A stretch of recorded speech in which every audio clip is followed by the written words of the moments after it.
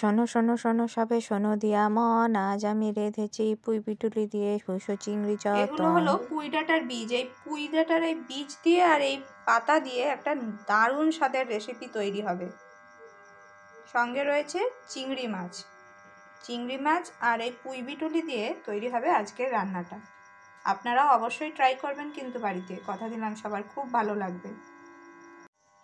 আমার মায়ের কাছ থেকে নেওয়া এই রেসিপি, পুরনো রেসিপিগুলো হারিয়ে যাচ্ছে। আমরা আসুন না নতুন করে আবার সেগুলোকে উজ্জীবিত করি। আমি নিয়ে নিয়েছি পরিমাণ মতন ভুসো চিংড়ি 250 গ্রাম মতন। সেগুলোকে নুন হলুদ দিয়ে ম্যারিনেট করে রেখেছিলাম 15 মিনিট। তারপরে গরম সর্ষের তেলে এই মাছগুলোকে ভেজে রেখেছি। পরিমাণ মতন সর্ষের তেল অ্যাড করে নিয়ে তার মধ্যে পেঁয়াজ কুচিটা দিয়ে নিচ্ছি। তেলটা হালকা গরম হয়ে গিয়েছে।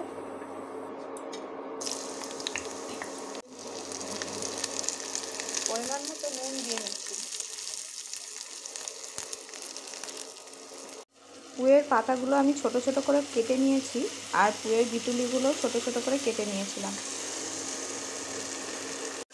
পেঁয়াজটা ভাজা হয়ে গিয়েছে, আমি পুঁইয়ের বিটুলিগুলো দিয়ে নিচ্ছি। পুঁই পাতা বিটুলি সব দিয়ে নিচ্ছি। সব কিছুকে নাড়িয়ে চাড়িয়ে মিশিয়ে নিয়ে পরিমাণ মতন হলুদ দিয়ে নিচ্ছি। গুঁড়ো হলুদ অ্যাড করলাম। আমি নিয়ে নিয়েছি পরিমাণ মতন সাদা সর্ষে, কুমড়োর বীজ, নারকেল আর কাঁচা লঙ্কা। সব কিছুকে একসাথে বেটে নেব।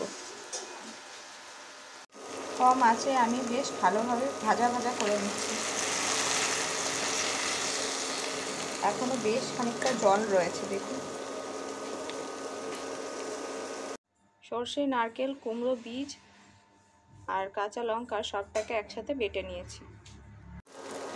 শাকগুলো সুন্দর করে নরম হয়ে গিয়েছে, পুঁই বিটুলিটাও হালকা হালকা সেদ্ধ হয়ে গিয়েছে। 7 মিনিট ধরে নাড়াচাড়া করার পরে আমি বেটে রাখা মশলাটা দিয়ে নিচ্ছি।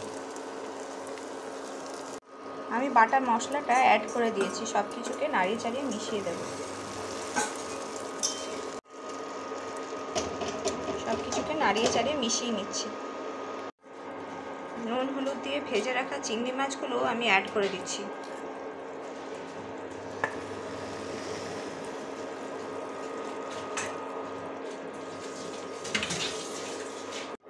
ভেজে রাখা চিংড়ি মাছগুলো দিয়ে কম আঁচে নাড়িয়ে চাড়িয়ে খানিকক্ষণ আরও হতে দেব।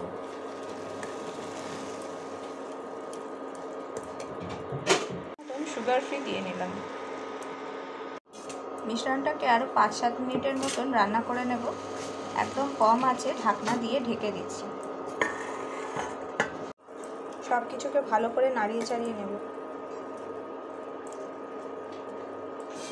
রান্নাটা প্রায় শেষেরই পথে।